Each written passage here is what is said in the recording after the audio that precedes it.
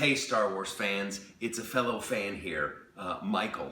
Now, right now you're probably hearing a great weeping and gnashing of teeth, and that's coming from Star Wars fans who just watched Episode 8, The Last Jedi, or as I'm calling it, Episode V, ay, this movie sucked. Now to illustrate my point, we'll use this dartboard. Now, here's a good movie. Here's Star Wars A New Hope, here's The Empire Strikes Back, here's Return of the Jedi, and then out here on the perimeter we have the 3 prequels done by George Lucas. Say what you want about those, at least the plot made sense. Sure, the acting was questionable, but the plot made sense. Now we get into down here. The Force is unleashed.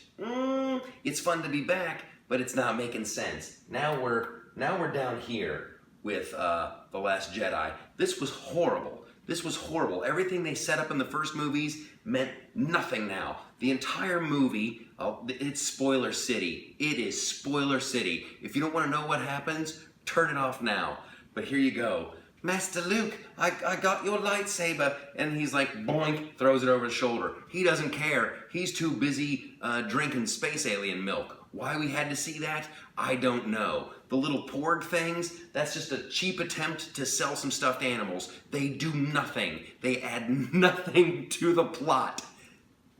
Nothing. The entire movie is a low-speed chase, all right? The rebellion or whatever, the resistance, they have to get away. Now there's some new wacky piece of technology. The bad guys can chase them through hyperspace. Oh no, and I don't know how this crap works. The people who wrote the movie doesn't know how it works. But if you take out the lead ship, another ship will take over. So it's weird. It's horrible. Okay, so let's just leave that aside. I'll let them have that. The wacky, every ship has it, but only one ship has it.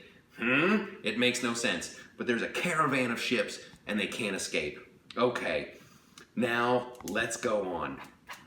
Kylo Ren, he's gonna kill his mom. He's gonna kill Princess Leia. This is a bad one, you guys. So he's gonna kill her. He can't do it. The other guys do it. Oh no, Princess Leia's dead. And you're thinking, this is kind of an okay way for Carrie Fisher to go out, right? Because she died in real life. This will kind of make sense. Princess Leia, I didn't know you could do this. You turn your back to the blast and you float into outer space. Now, the Force is strong in this one, and evidently the Force can do anything, because Princess Leia, frozen, uses the Force in outer space. Ding! Here come the eyes. She opens them up, turns her body, and floats like Superman in outer space. Floats back to the ship. I'm alive! It was insane. I'm out. That's enough to knock me out. Okay. So I didn't know this about the Force.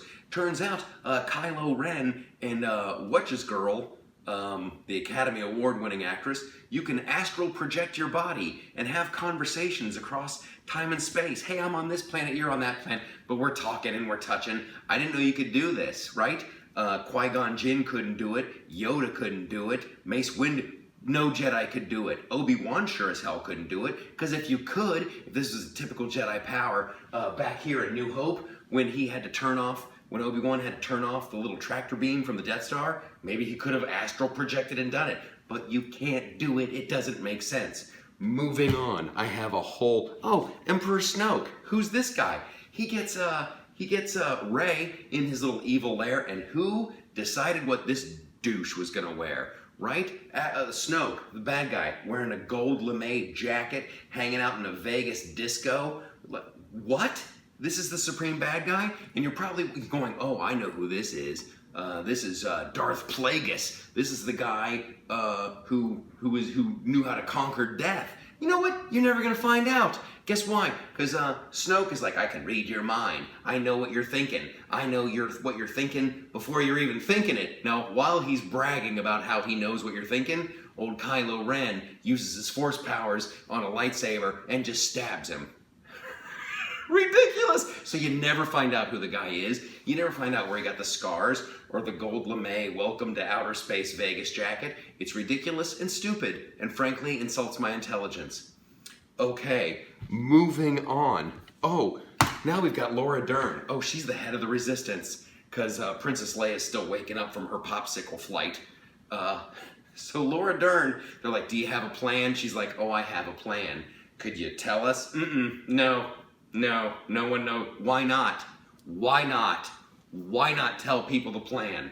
Because they're still in a low-speed chase. Dun dun dun dun dun dun dun dun dun dun dun dun. That's the movie. Pew pew pew pew pew pew. Whatever will they do? But there's no way to escape unless the writers are like, we should have somebody escape.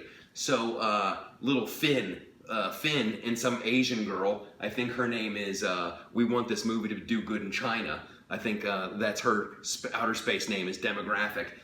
They manage to escape because they have to go to some casino planet to figure out how to turn off the weird machine that nobody knows how to work. Okay, so the whole reason they need to escape is so they can make a phone call. They need to escape and make a phone call to everybody else in the Resistance, but they can't do that. So what do? They make a phone call. It's enraging. They call the apricot crazy. The apricot head lady with the big glasses from the first movie. They call her up and like, hey, we need to make a phone call. And she's like, I'm in the middle of a battle. And evidently when you do a hologram, it's not like when Princess Leia is like, help me, Obi-Wan Kenobi. That's out of the single. Now it's like multiple camera angles. She's flying around. She's shooting people. There's close-ups. It's all dynamic holograms now. They need a name from her. They're like, what's the name of that guy that can break into any system? And she's like, I don't have time to tell you that person's name. I'm busy fighting. What's the name, lady? In the space you took to tell us that whole story, you could have said, his name's Joe, and he lives on Remulac.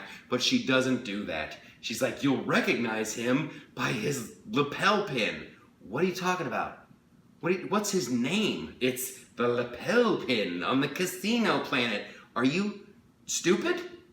What's the guy's name? So somehow, in this low-speed chase you can't escape from, a couple people escape. They go to a prison planet. There's horses and slave kids, and the guy with the pin who doesn't even know they're coming. It adds nothing to the plot. It moves nothing forward. They meet another guy, some other dude in jail, Benicio del Toro, who, great acting, Benicio. That was a brave choice. I'm going to give this character a stutter. How long did you work on that? All of 10 seconds? That's lazy, guy, and they let you get away with it. So he betrays them. Oh no, whatever will they do? And then we meet Captain Phasma, Captain Phantasm. It's that big girl from Game of Thrones. And you're like, oh, she was in the first movie. She's the guy with the silver armor. She's going to do something really cool. No, she doesn't. However, her armor's bulletproof. Right? Bing, ping, ping. Things are bouncing off. Hey, here's an idea. Maybe give the other stormtroopers the bing, bing, bing armor. But I guess she's prejudiced and she hates the other stormtroopers. So she kills Finn. She throws him off a thing and she like looks down the hole. Yep, he's dead. I saw him go down the hole. She turns her back and then turns out he landed on a platform. What? She just saw him. She saw him go down the hole. She looked. You showed it on the camera. She was like looking, and she he's dead. She turns her back, he floats up, I got you. And then, clever writing, take that, Chrome Dome. It's a knee slapper, it's just the funniest. So, nothing ultimately comes from that. Now here's where it gets really juicy. So, turns out Laura Dern does have a plan. The little ships can escape. Now, in the meantime, the New Order has been destroying ships left and right. As ships literally run out of gas. We are watching people run out of gas in outer space. Is this a Star Wars movie? Or is this like some kind of, we should really have solar power in outer space manifesto? I don't know. So Laura Dern has been letting these ships run out of gas. People on board are dying, just being eliminated. Turns out she had a plan the whole time. The little ships are going to get away, and the big ship is going to go the other direction. You mean split up? Is that what it's like in the Old West. Oh, the posse's after us. What should we do? Split up! That's the first thing you do. So anyway, Laura Dern let a bunch of people die because she didn't want to tell anybody her secret plan, which was split up. So she's a war criminal, and she deserves whatever she gets. her plan is ridiculous. Now we get to okay, so Asian girl and Finn, they're bad. Laura Dern's plan is horrible. Oh, here's what she does. Here's what she does. Laura Dern, she's like, I'm gonna turn this ship around and ram the bad guys. I'm gonna ram the bad guys' ship. Really? Why didn't you do that? Oh, I don't know. In the first minute, just turn around and ram them. And then for some reason, she has to be on the ship and steer it. I guess so we feel bad for her. Like, you know, it would be good if there was like droids. If there was some kind of like a robot that could maybe like fly that ship, or autopilot. Maybe just say we're heading into warp drive. Get one of those little flappy bird penguin things to do it. I don't care. So Laura Dern does it. She blasts into the enemy, and they're all gone. Boy, I feel bad for all those people on those ships that ran out of gas. They died for no reason. So now we come down to the big conclusion. Everybody's trapped in a big cave. It's another big set piece that just really doesn't mean anything. They're trapped on a big cave, and they're going to close these doors and wait to make a phone call. This whole movie is a low-speed chase to try to find a phone call in outer space. They've already established there's a way to escape. They've already established there's other ways to make phone calls. What were you thinking, you morons? So now they're in the big enemy base, and they're going to make a phone call, and there's no way out. Except there is a way out. Luke Skywalker comes literally walking through, but he's not really there. He's astral projecting and touching people, and there's a big scene that ultimately means nothing, and then you go back to Luke Skywalker's planet, and he's like, boy, astral projection's hard, and he dies for no reason, yet Popsicle Princess Leia's still walking around going, I think I'll hit the gym.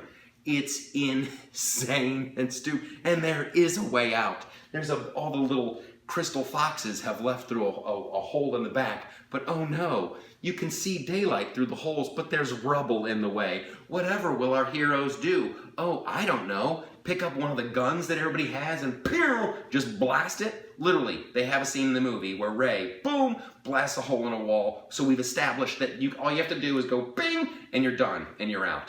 But somehow, Luke Skywalker sacrifices himself so they can make a phone call, and when they make the phone call, no one answers.